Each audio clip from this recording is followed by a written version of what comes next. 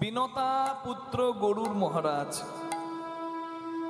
তিনি ইন্দ্রকে যুদ্ধে পরাজিত করে, হরিবল দাদা কথার সময় একটু রিভাব ইয়েটা কমান, রিভাবটা। হ্যাঁ, জয় রাধে। হ্যাঁ, বিনতা নন্দন গরুর মহারাজ স্বর্গ থেকে অমৃতের কলসি আনেন সৎমা কদ্রুর কথায়।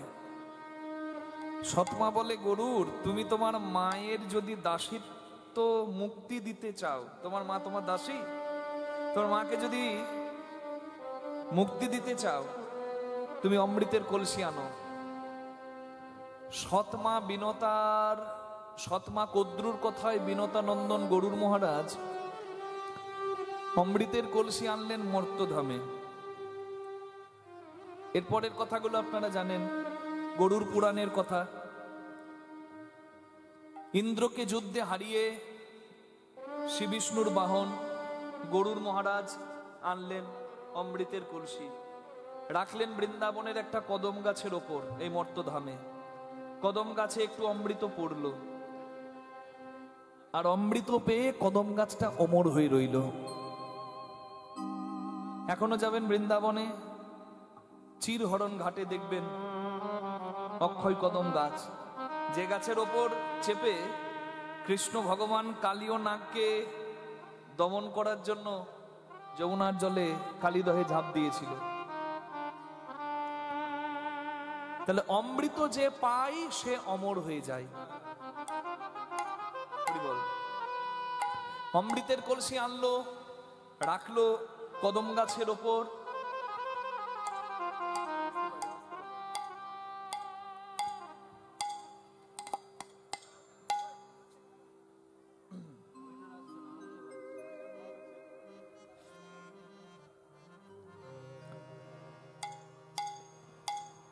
হরিবল।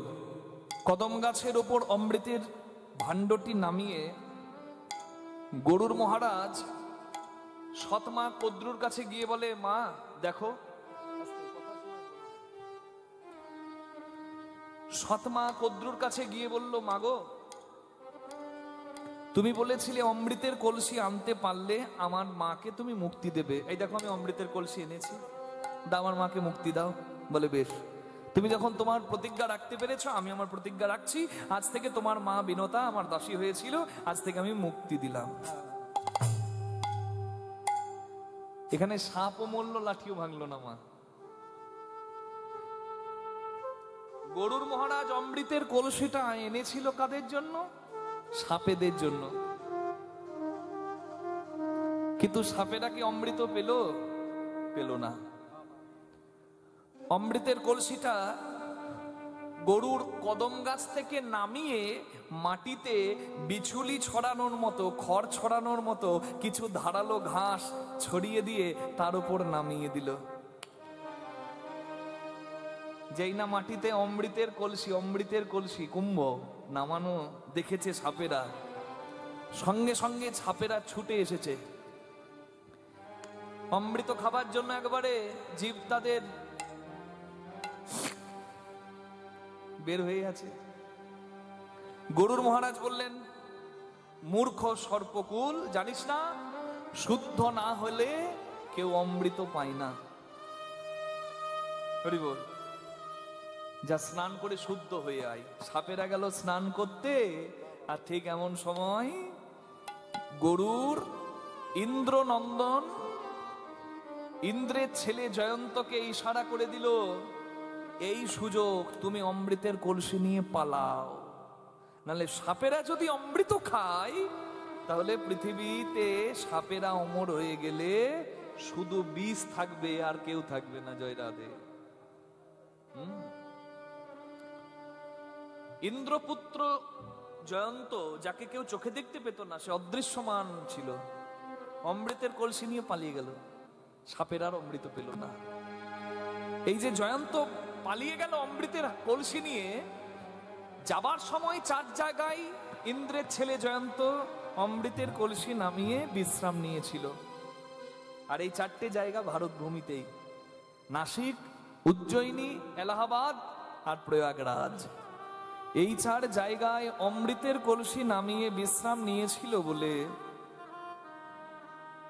এই 4 জায়গায় ওই কলসির নাম অনুসারে পৃথিবীর সব থেকে বড় মেলা হয়, যার নাম মহাকুম্ভ মেলা। নিতাই গৌর হরি হরি বল।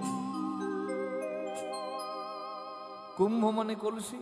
ওই যে কলসি নামানো হয়েছিল, এখনো মানুষ বিশ্বাস করে মোক্ষ হবে, মুক্তি হবে, অমৃতের স্বাদ পেয়ে অমরত্ব লাভ হবে, তাই ভিড় করে। এখন অমৃতের কলসি তো যেখানে যাবার গেল, তাহলে সাপেদের কি হলো? সাপেরা অমৃত পাবে বলে স্নান করে শুদ্ধ হয়ে এসে দেখছে অমৃতের কলসি নাই।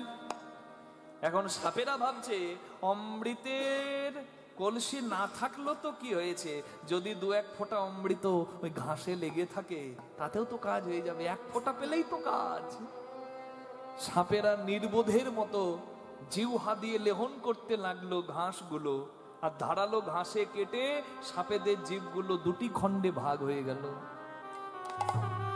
সেই থেকে আজও সাপেদের জিহ্বা 2টি খণ্ডে বিভক্ত। এটা তো গেল গরুর পুরাণের তথ্য। এবার এখানে তথ্যটা কি? তথ্য মানে বর্ণনা, কোথাও বলা আছে সেটা আমি বললাম, তথ্য তুলে ধরলাম। এইবার তত্ত্ব মানে এর গভীরতাটা কি? সাপেরা অমৃত মনে করে ঘাস চাটলো, অমৃত পেল না, তাদের জীব কাটলো, জ্বালা বাড়লো। আর ঠিক ওই সাপেদের মতো আমাদেরও অবস্থা। হরিবল। আমরাও অমৃত আছে মনে করে ওই ঘাস চাটার মতো বিষয় চাচ্ছি। আমি আমার আমার, এর বাইরে তো আর জগৎ নাই। আমার বাড়ি, আমার গাড়ি, আমার নারী, খুব ভালো। কিন্তু মনে রাখতে হবে আমি ভালো, কিন্তু আমিতে কিন্তু পরমানন্দ নাই। কেন বললাম? বিষয় সবার দরকার, পড়ার একটা বসন আর খাবার 2 মুঠো অন্ন বাবা, গৃহী বলুন আর সন্ন্যাসী বলুন সবারই লাগে। জয় রাধে।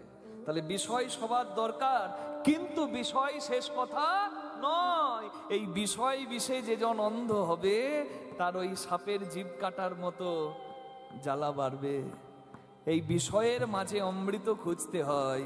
যেমন অমৃত পেয়ে অমর হয়ে রইল কদম গাছ, তেমনি যদি কারোর অমরত্ব পরমানন্দ লাভের স্বাদ থাকে, তাহলে এই বিষয় বিষের মাঝে, বিষয় ছেড়ে যাওয়ার দরকার নাই, বিষয় তো লাগবে, কিন্তু বিষয়ের মাঝে এটা বুঝতে হবে যে বিষয়ের মাঝেও পরমানন্দ পেতে গেলে অমৃতের প্রয়োজন। সেই অমৃতটা কি? যে অমৃতের ব্যবস্থা করেছে আমার কমিটির দাদারা বাবারা। হরিনামামৃত, চৈতন্য চৈতামৃত, রামকৃষ্ণ কথামৃত, ভাগবতামৃত। নিতাই গৌর হরি হরি হরি বল। তাহলে সংসার বিষয় বিষয়ে থাকো, বিষয়ের তো সবার প্রয়োজন, কিন্তু এই অমৃতটা নিতে থাকো।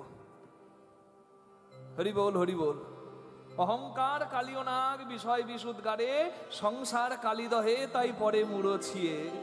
তা দেখি গৌর হরি করুণা করিয়া হরিনাম অমৃত দিলেন ঘরে ঘরে গিয়া। এই অমৃতের কথা বললাম। বিষয় বিষয়ে মত্ত কালিও নাগের মতো মানুষ, তারা বিষ জানে, অমৃত জানে না, তাদেরকে হরিনাম অমৃত দিলেন। আর ঠিক এইভাবে এই রূপে উদ্ধারিল যত নর নারী, এই রূপে উদ্ধারিল যত নর নারী, এই রূপে উদ্ধারিল যত নর নারী। হে রাধা মোহন কহে কিছু না হলো আমারি, মোহন কহে না হলো আমারি। হে রাধা মোহন কহে না হলো আমারি, রাধা মোহন কহে না হলো আমারি। কেন বঞ্চিত হলাম গো, বঞ্চিত হলাম গো, বঞ্চিত হলাম গো, বঞ্চিত হলাম গো। এমন দয়াল তারেও বঞ্চিত হলাম গো। গেল গেল জনম বিফলে গেল, গেল গেল জনম বিফলে গেল, গেল গেল জনম বিফলে গেল, গেল গেল জনম বিফলে গেল, গেল গেল জনম বিফলে গেল। বঞ্চিত হলাম গো, এ রাধা মোহন কহে না হলো আমারি। কিছু না হলো আমারি রে, রাধা মোহন কহে না হলো আমারি রে। মরি মরি রে মোহন কহে না হলো আমারি রে। মরি মরি